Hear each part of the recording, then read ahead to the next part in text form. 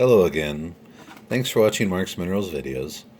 My last couple videos I was assessing a stone. I was working with a piece of Deer Creek that showed some potential, but it just wasn't yielding. There was a big mud spot, disappeared, broke, the color was kind of so-so. So the only two stones that I've tried to do beginning to end on Mark's Minerals videos was a piece of Slaughter Mountain and a piece of Deer Creek, if I'm correct, and neither of those really worked. So I'm kind of falling back to my favorite material, this Aguascalientes Mexican material, and it's already showing me where to go. So these are the different layers of fire that you're going to find. What you normally do is you go down. I'm going to go to the layer just above that, where this layer is apparent, but I haven't exposed it yet. And then I'm going to work at like a sheet with coarser bits, and then I'll so 60 to 80 grit. And then afterward, I'll come back with medium, so 150 to 200, and I'll get just to the layer right above that where it's still kind of yellowish, but I haven't exposed the blue or green.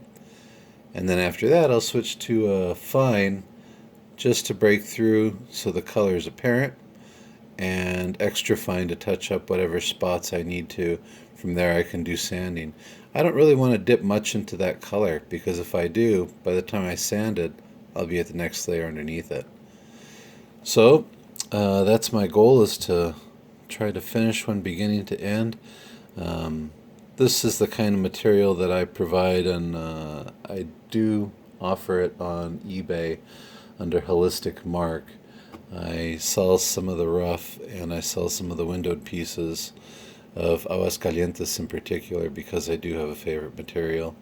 And this is also some of the stuff that I offer on my Facebook page, Mark's Minerals.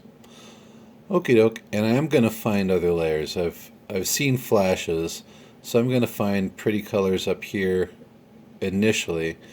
So I'm going to work for the first layer of color, and if it doesn't work, then I'll just shoot down to the next one, because I know that I've got some backup. That's the nice thing about having so many layers. They may be thin, and it's easier to break through if you're not careful, but if you are, you can yield a nice big stone with some great color.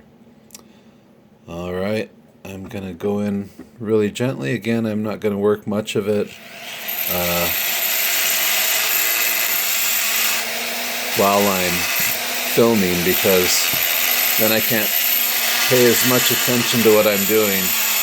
But for the coarser work, it's less important.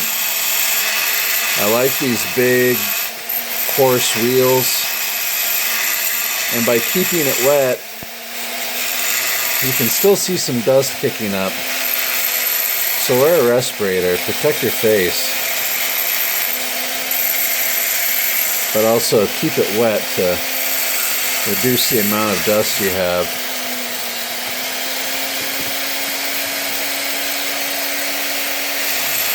Sorry that this gets loud. But basically I'm windowing the stone, seeing the first layer that I've got to cut into. And I started by cutting slats, horizontal and vertical hatches into the stone that I chipped away with some dental tools and some screwdrivers.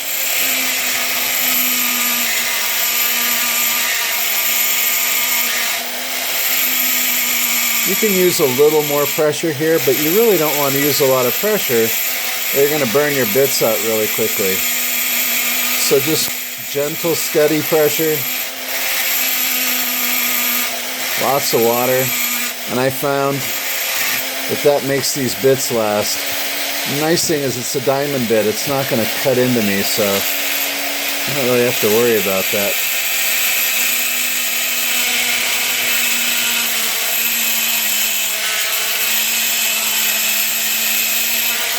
Also, these bits, usually about $20 for 50.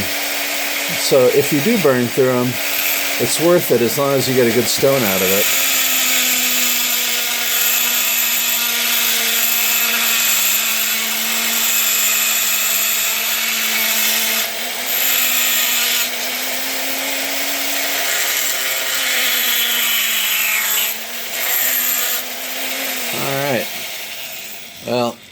that gives an idea of where I'm going with this. I'm going to continue to come down, and I'm going to land on top of this color of green.